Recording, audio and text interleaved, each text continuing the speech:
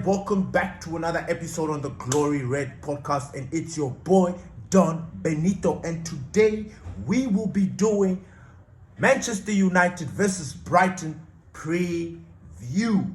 And I am not going to waste your time, ladies and gentlemen. I'm just going to jump straight into it. And as you can see, that is the starting lineup that I think that Ruben Amorims is going to start. Now, obviously, there are a couple of changes in there. I've kind of sticked with the one that kind of went, that I had picked last week, that I thought that was going to play against Liverpool. Just going to make a couple of changes because you know what?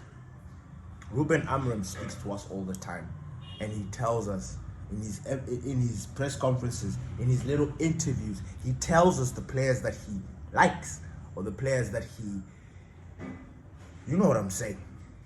Now, this starting lineup has been chopped and changed again because we don't know what our gaffer is going to do. But you know, we have to, I personally am trying to hit a perfect score. I have done that once with Ruben Amorims, like when I picked the entire squad and it was perfect. Like literally every player that I picked, the gaffer picked. I've only done that once. I want to do that on a regular basis because then that will make me know that I get my team. You know what I'm saying? I understand my team. But we're playing Brighton. Everybody's like, ooh, Brighton are here. They have Danny Welbeck. Look, Danny Welbeck is an ex-player. We love seeing that Danny Welbeck is out there scoring goals. Like he's now become the big brother, you know, because he's over 30. Danny Welbeck has now become the big brother, the veteran, the guy that is aging like fine wine, if you know what I'm saying. I personally am not too scared of Brighton. I think Brighton, for me personally, the psychological bump or the time that I felt like we did it was last season. And I know that sounds weird because I think they beat us. They smacked us the first leg and then the second leg. But there's just something about Brighton that I'm just like, nah. Now, apart from the elephant in the room, which is Carlos Baleba, I personally think that Manchester United are going to win this game. And this team that I've picked, I think it's going to do a job. And I'm excited because we've got people coming back from injury, you know, and things gelling. Like our train is not stopping. Our is moving. So if you guys are not ready to jump on and enjoy, you will be left behind. Anyway, at the back, we've got the safe hands of Seny Lamens. Ladies and gentlemen, this boy, he's 23 by the way, playing like he's 40 years old. Playing like he's been in the game, like he's been there, done that, got the t-shirt and left. This boy, I'm telling you, Lamens is bringing that composure from the back. He's giving confidence. You listened to what Rio Ferdinand and all these ex-players were talking about when they say, look, when you've got that goalkeeper that gives you that complete security, man, you will fly.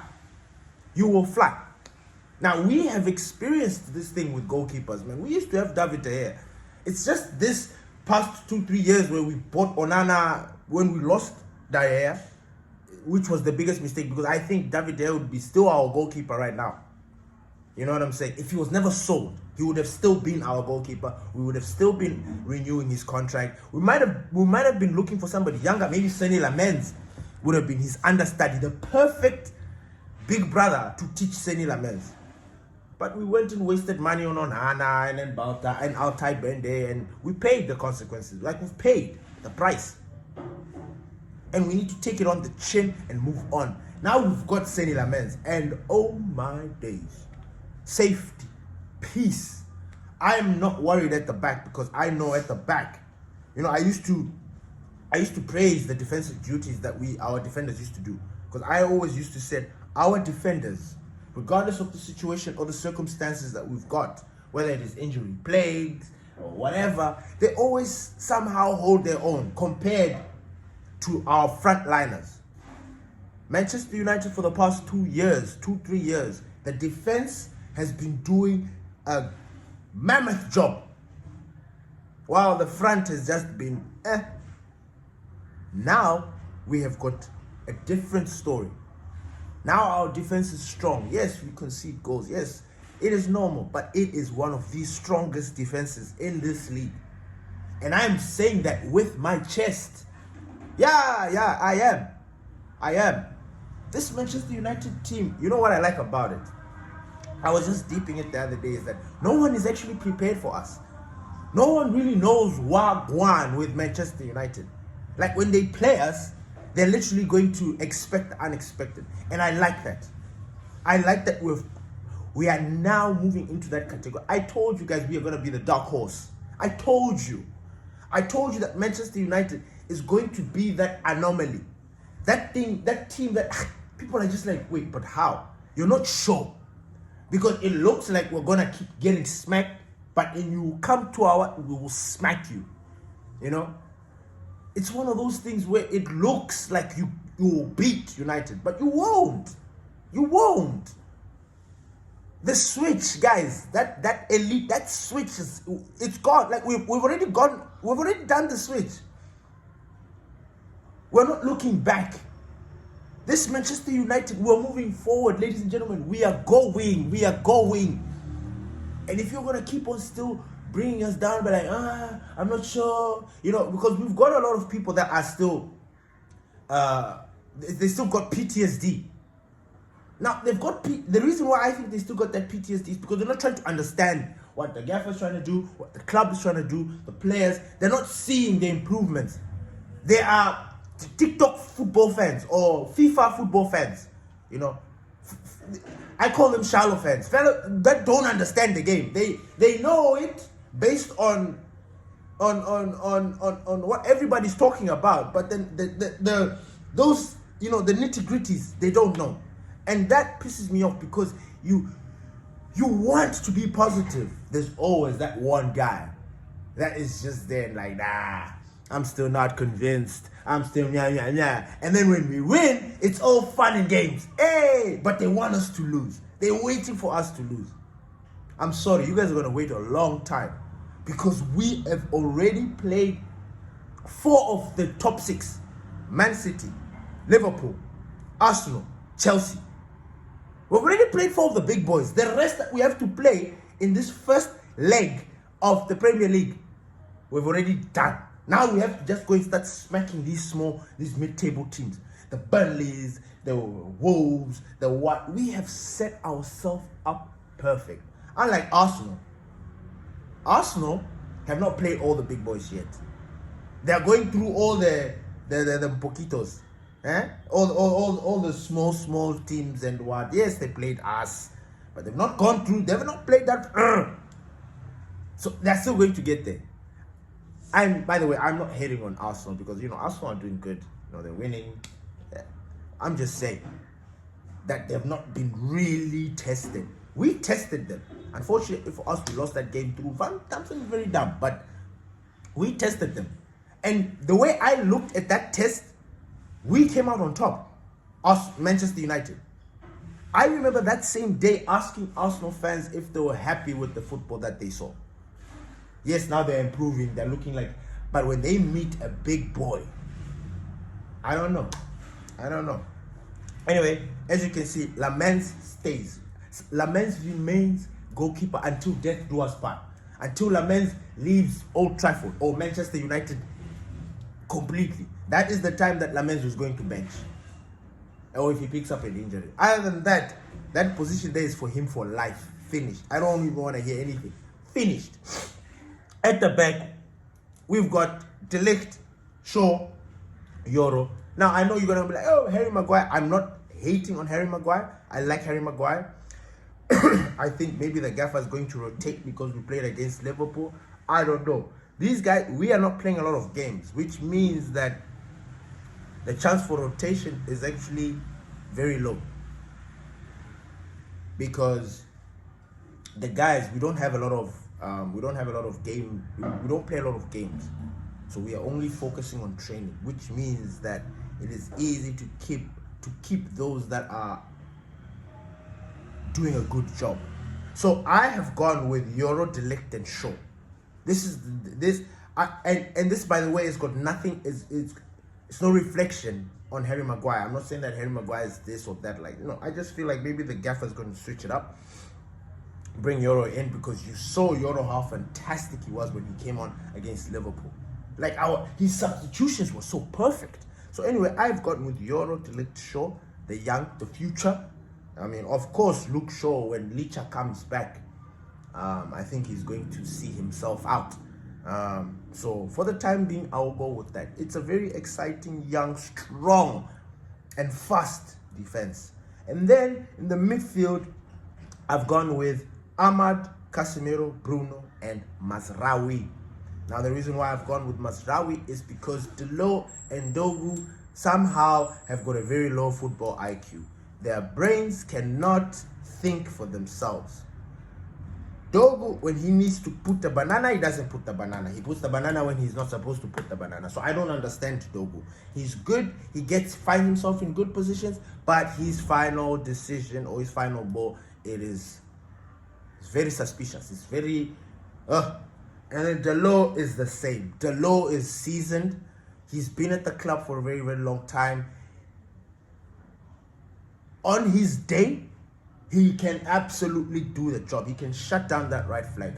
But the past 18 months, Delo has been dropping. He's actually longer than that for me.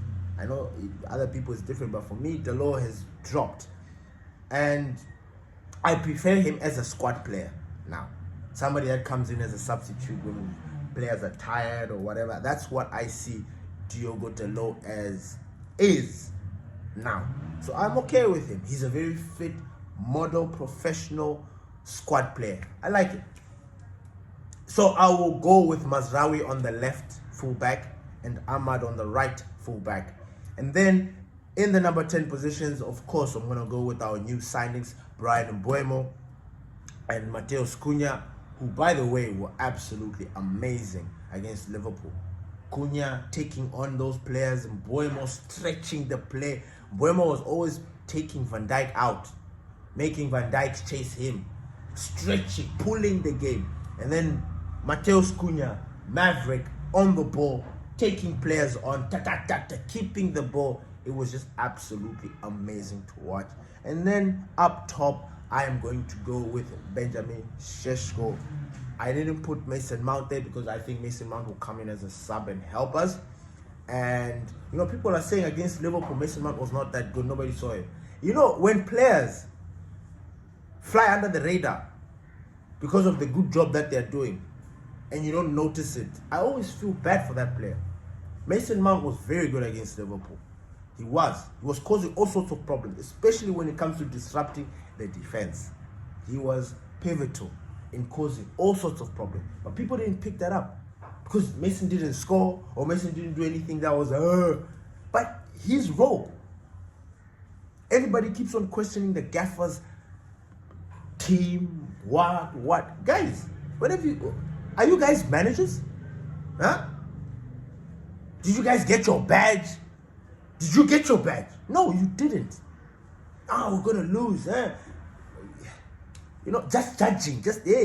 So, yeah. My striker, I'm going to go with Benjamin Šeško. I think Benjamin Šeško has warmed up to us. He's feeling good.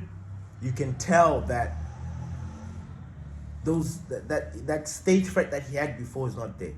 But what I want to see more of Šeško is, in that, because he does a lot of picking up the ball and bringing it down and trying to move the players, kind of like what Harry Kane does, but in a very different way. And then he always turns and he makes those runs. I used to see him for Leipzig, and I would be like, there were those moments where you see Benjamin Šeško can take on a defender, like even Van Dijk, take him on, step over, push, frap.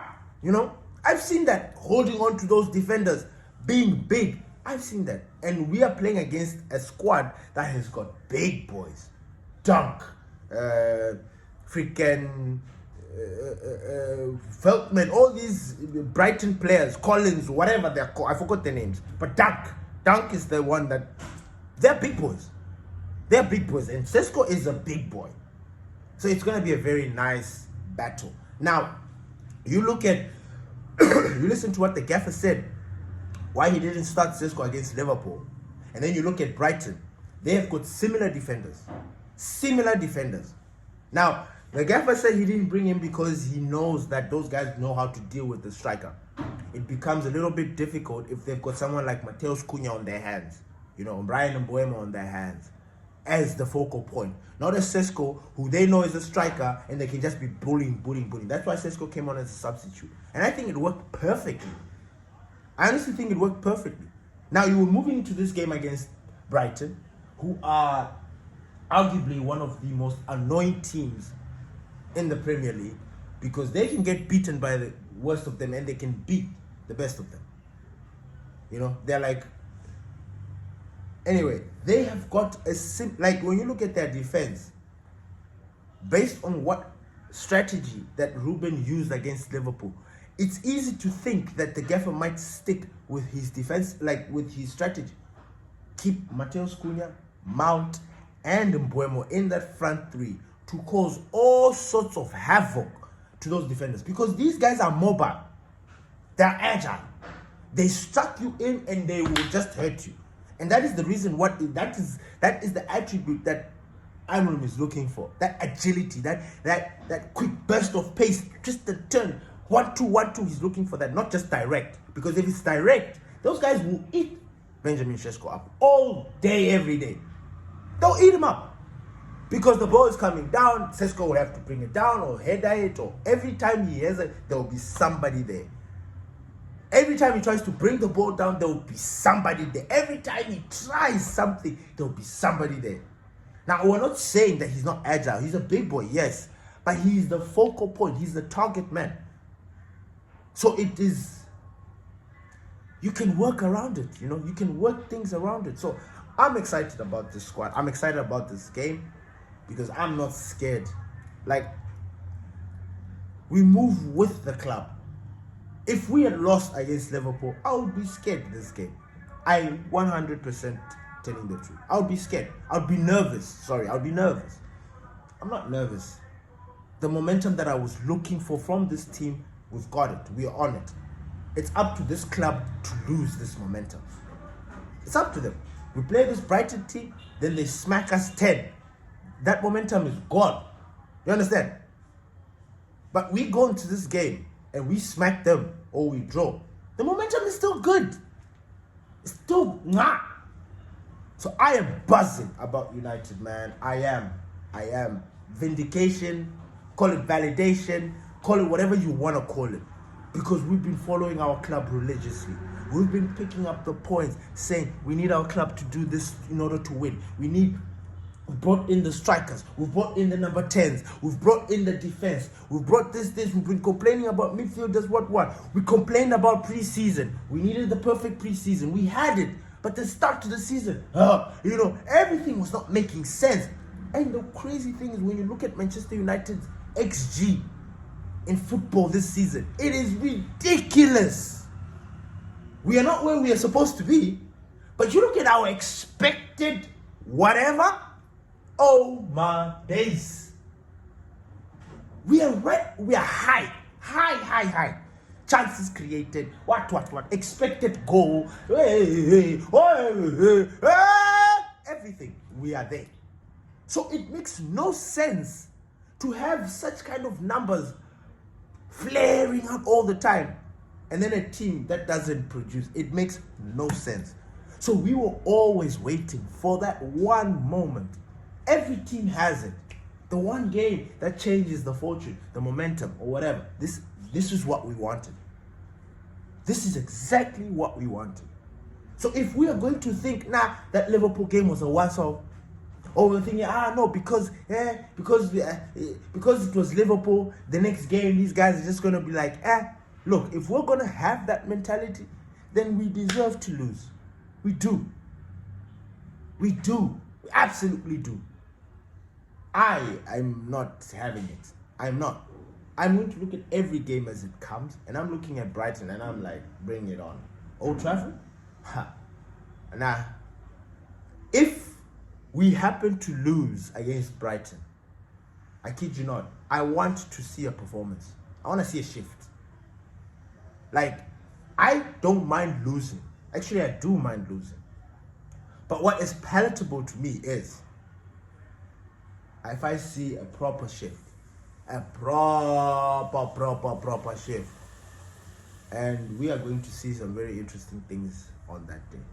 So, thank you everybody for listening to the Glory Red podcast. Please don't forget to subscribe, hit that notification bell so that you do not miss anything. And I want to leave you with this. Please leave us your starting lineup, your predicted starting lineup against Brighton on Saturday. Peace.